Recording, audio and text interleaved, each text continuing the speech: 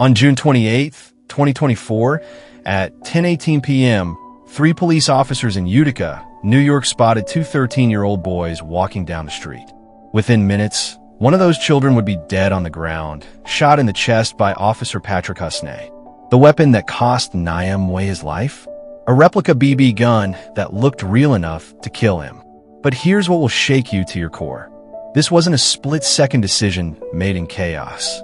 The officer shot Nyah while he was already on the ground, and what the body camera footage reveals will haunt you forever. Welcome to True Crime Chronicle, and today we explore into the case of Nyah Mway case. Kindly follow if you are just meeting us for the first time, and don't forget to click on the notification bell. Nyah Mway was just 13 years old, a refugee from Myanmar who had found safety in America with his family.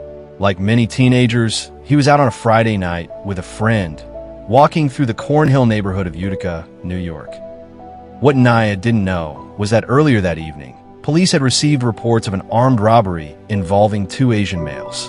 At 10:18 p.m., officers Patrick Husney, Bryce Patterson, and Andrew Citroniti were patrolling when they spotted 2 13-year-old boys, one on foot, one on a bicycle.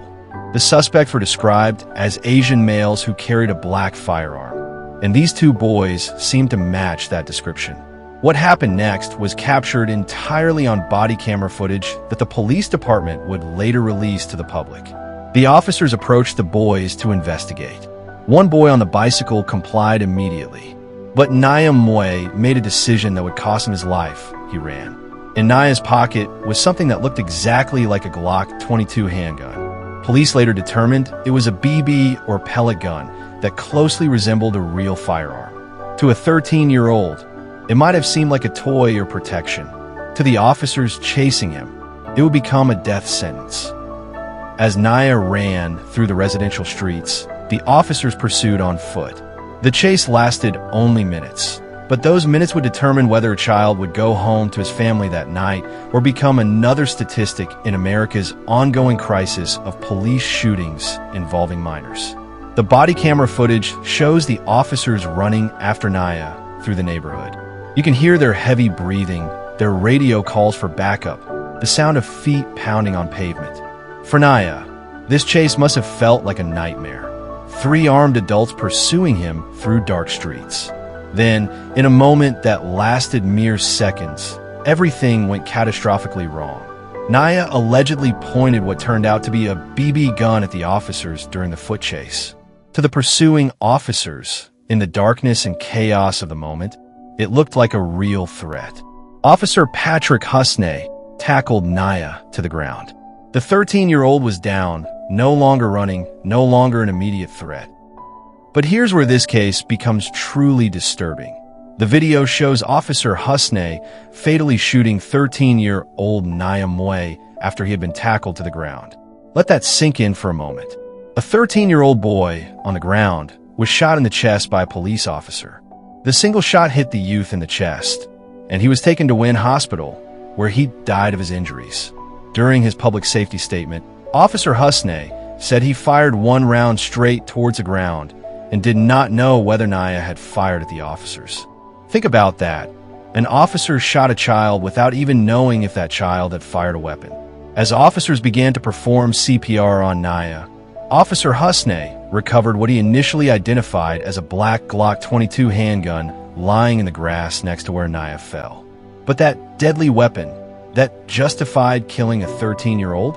It was a replica, a BB gun, a toy that looked real enough to end a child's life.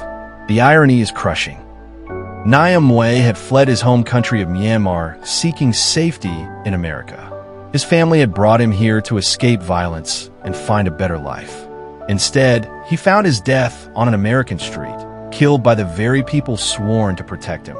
The other 13-year-old boy, the one who didn't run, went home to his family that night. Nyah Mway went to the morgue. The difference between those 2 outcomes? One child ran when approached by police, and in America, that could be a death sentence. The Southeast Asian community in Utica was devastated. Here was a refugee family who had brought their child to America for safety, only to lose him to police violence. Nyah Mway is being remembered as a teenager who always put his family first, a child who should have had decades of life ahead of him. New York State Attorney General Letitia James launched an investigation into the shooting, as required by state law when police kill unarmed civilians. But for Nyah's family, no investigation could bring back their son. The case raises disturbing questions about police training and the use of deadly force against children. How does a 13-year-old boy with a toy gun become such a threat that killing him seems justified? Why was deadly force used against a child who was already on the ground? The officers involved were placed on administrative leave while the investigation proceeded, but the damage was done. A family had lost their child, a community had lost trust in police, and America had added another name to the growing list of children killed by law enforcement. The body camera footage that police released shows the entire incident in stark, undeniable detail. There are no disputed facts here, no conflicting testimonies. The video shows exactly what happened. A 13-year-old refugee was shot and killed by police while on the ground, all because he ran with a toy gun in his pocket. Nyah Mway was 13 years old when he died on a street in Utica, New York. He was a refugee who came to America seeking safety and found death instead. His case forces us to confront an uncomfortable truth.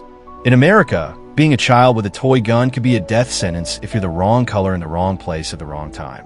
What do you think?